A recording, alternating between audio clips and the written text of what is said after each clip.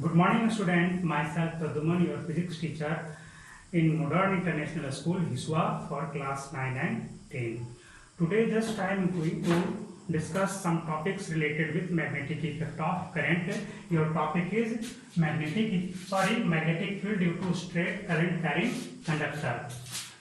In previous classes, just I have discussed about Oersted experiment. Oersted experiments show that explain that any current carrying conductor having a magnetic field around them. कोई भी current carrying conductor को आपका उसके चारों तरफ क्या होता है, मैग्नेटिक फील्ड होता है. ये किसके थ्रू हमें पता चला? ये जो है हमें ऑस्टेड एक्सपेरिमेंट से पता चला कि कोई भी करंट कैरिंग कंडक्टर उसके चारों तरफ मैग्नेटिक फील्ड होता है. बट मैग्नेटिक फील्ड का पैटर्न कैसा है ये हम कैसे जानेंगे, है ना? तो इसके लिए हम लोगों ने क्या किया है, यही टॉपिक हमारा है magnetic field due to straight current carrying conductor. Suppose this is a straight current carrying conductor A and this one is B. We take a conductor just passing through a cardboard, just like this. This is a cardboard and this one is conductor. Just I passing from the center. This one is coming out. इस तरह से यहाँ से गया और इधर निकल गया, है ना? यही आपका कार्डबोर्ड आपको यहाँ पे दिया गया है. और ये आपका जो है वायर जो है ये आपका मेटालिक वायर है. This is a metallic wire connected with rheostat. This is rheostat. Why we use rheostat in a electric circuit? To increase और decrease the amount of current in the circuit. हम लोग rheostat किस लिए use करते हैं? तो rheostat यानी कि variable resistor. Variable resistance means resistance को बदलने वाला, वेरी करने वाला. रेजिस्टेंस वेरी होने से क्या होता है, अमाउंट ऑफ करंट आपका वेरी करता है, अमाउंट ऑफ करंट आपका वेरी करेगा. So that means variable resistor is used for the variation of current और वेरिएशन ऑफ रेजिस्टेंस. रेजिस्टेंस को वेरी करोगे, मैग्नीट्यूड ऑफ करंट आपका वेरी कर जाएगा, है ना? जितना ज्यादा करंट आप पास कराओगे मैग्नेटिक फील्ड का जो स्ट्रेंथ उतना ही ज्यादा होगा. इसलिए यहाँ पे एम्पियर मीटर क्या है ये? What is the use of ampere meter in electric circuit?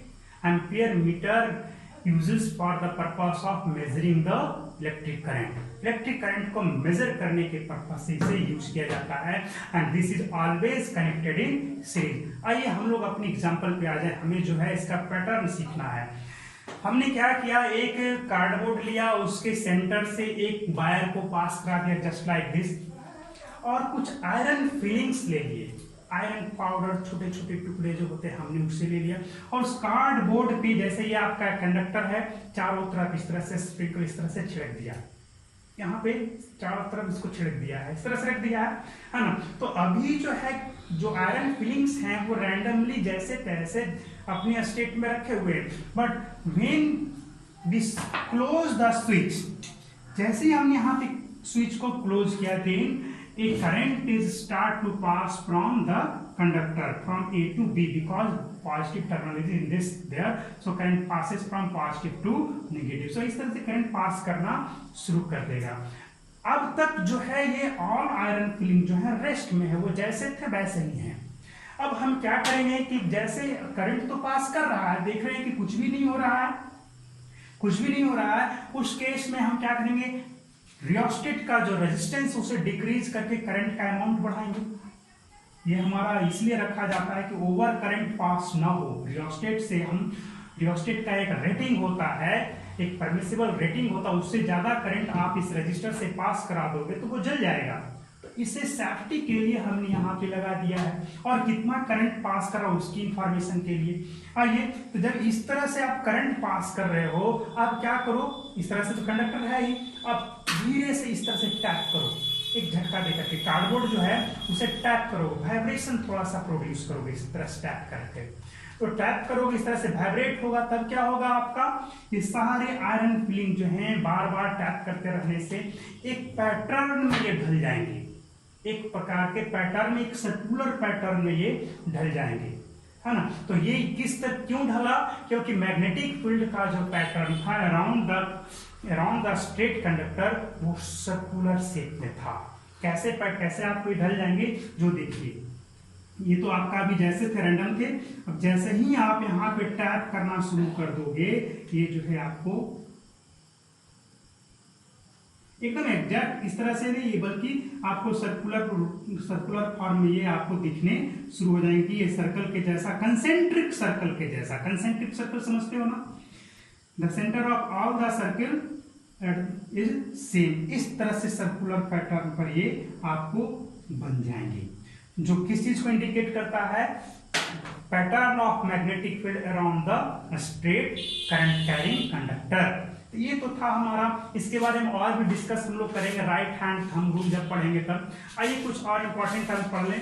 Force acting on A charge particle in a magnetic field. Suppose you have a magnet, just ये नॉर्थ पोल और एनी मैग्नेट, जस्ट आपके पास कोई एक magnet है, ये आपका magnet है। हम एक चार्ज पार्टिकल को जब यहाँ पर रखेंगे तो उस पर किसी भी तरह का कोई फोर्स एप्लीकेबल नहीं हो, कोई फोर्स उस पर नहीं लगेगा। When charged particle is in rest in a magnetic field, there is no any force acting on that charged particle. If that charged particle start to move, जब वो मूव करना शुरू हो जाएगा तब उस पर फोर्स लगेगा। क्योंकि आइए एक चीज और समझे, आपका एक करंट कैरिंग कंडक्टर है, यहाँ पे मैग्नेट है, ये आपको स्ट्रेट जैसे हैं वैसे ही रहेंगे, लेकिन जैसे ही आप इसमें से करंट पास कराना शुरू किया मैग्नेट के पास में, अब इस पे फोर्स लगेगा, या स्ट्रेट न रह करके थोड़ा सा डिफ्लेक्ट हो जाएगा आगे पीछे, जैसे भी हो मैग्नेटिक फील्ड के परपेंडिकुलरली इसमें डिफ्लेक्शन हो जाएगा, है ना। तो आपका जब आपको करंट कैरिंग कंडक्टर पे फोर्स लगता है, सवाल ये कि क्यों लगा force, why a force is acting on a straight current carrying conductor? Because a current carrying conductor produces magnetic field around it. Produces magnetic field around it. That means magnetic field through the conductor and magnetic field due to the magnet or magnetic field which opposes or attract each other. It may be attract or oppose. ये क्या हो सकता है, एक दूसरे को oppose कर सकता है, अट्रैक्ट कर सकता है, इस वजह से एक दूसरे पर फोर्स लगाते हैं। जैसे दो मैग्नेट हैं, आपका एक नॉर्थ पोल एक साउथ पोल, दोनों मैग्नेटिक फील्ड जनरेट करेगा, दोनों में ट्रैक्शन होगा। एक नॉर्थ पोल दूसरा भी नॉर्थ पोल, दोनों मैग्नेटिक फील्ड जनरेट करेगा, रिपेल करेगा। जस्ट लाइक दिस, जैसे ही ये करंट कैरिंग कंडक्टर है, इसके चारों तरफ मैग्नेटिक फील्ड है, और अगर यहाँ पे कोई दूसरा मैग्नेटिक फील्ड ले जाएंगे तब तो फोर्स लगेगा ना। तो इस तरह से इसमें डिफ्लेक्शन होता है, इस तरह से इसमें मूवमेंट हो जाता है, फोर्स लगता है।